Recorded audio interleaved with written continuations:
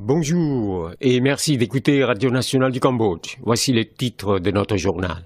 L'aide du Japon de plus de 43 millions de dollars contribuera de façon importante à la continuation de l'application de la stratégie rectangulaire de la 4e phase. Le ministre cambodgien des Ressources en eau et de la météo reçoit une délégation de la Banque asiatique du développement. Vous êtes à l'écoute de Radio Nationale du Cambodge sur 105.70 FM et sur 918 AM. Le vice-premier ministre et ministre des Affaires étrangères et de la coopération internationale, Prak Sokhonn, a affirmé que l'aide du gouvernement japonais de plus de 43 millions de dollars américains contribuera de façon importante à la poursuite de l'application de la stratégie rectangulaire 4e phase du gouvernement royal du Cambodge. L'affirmation de M. Prak Sokhonn a été faite le matin du 20 février lors de la cérémonie de signature des lettres d'échange et des note sur l'octroi par le Japon d'un crédit concessionnaire et d'un financement non remboursable pour la mise en œuvre de 2 projets au Cambodge. Devant l'ambassadeur japonais au Cambodge, Hidehisa Horinochi, Prak Sokhonn a souligné l'aide non remboursable et le crédit concessionnaire qui viennent d'être signés aujourd'hui contribueront de façon importante à la continuation de l'application de la stratégie rectangulaire de la 4e phase du gouvernement royal du Cambodge,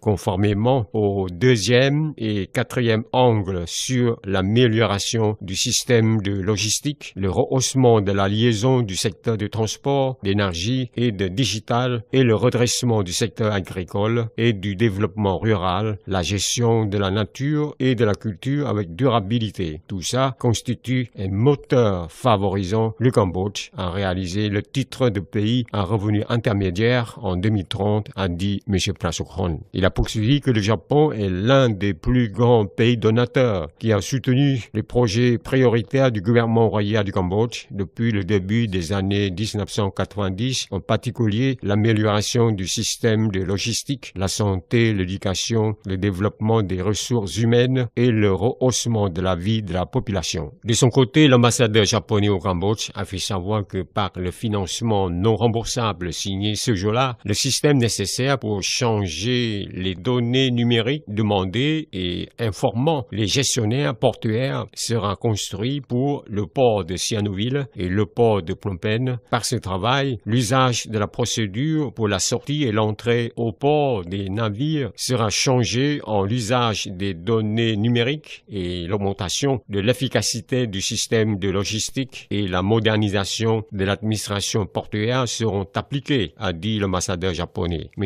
Hidehisa Horinochi a poursuivi que par le crédit concessionnaire supplémentaire d'environ 3500 millions de yens, soit à peu près 33,6 millions de dollars américains, la modernisation du système d'irrigation sera faite par une amélioration et divers aménagements et que la communauté d'usage d'eau sera créée et renforcée et initiée à la gestion agricole dans 6 régions rurales de 3 provinces de l'ouest de l'arc de Tonlé Sap. Le diplomate japonais a dit espérer que ces 2 projets signés ce jour-là contribueront plus au développement de l'économie cambodgienne.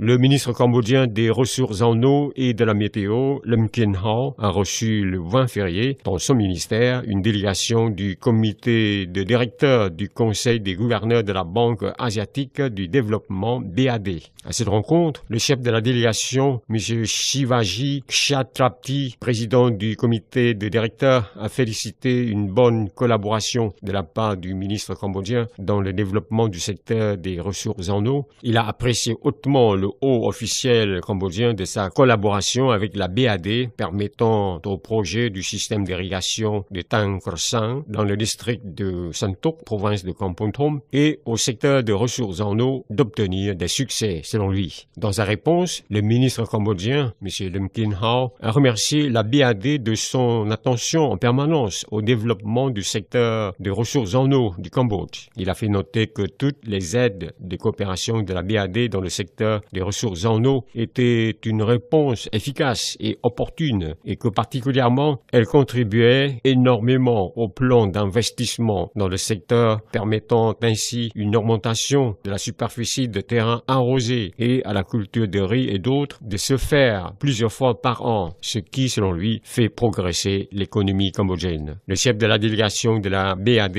Banque asiatique du développement, a affirmé qu'aujourd'hui, où le monde est en but au réchauffement et au changement climatique, la BAD est avec le Cambodge pour une bonne coopération dans la construction du plan à long et moyen terme pour le développement du secteur des ressources en eau du Cambodge de manière efficace et durable. C'est la fin de cette édition. Merci de l'avoir suivi sur Radio Nationale du Cambodge. Au revoir et bonne journée à tous.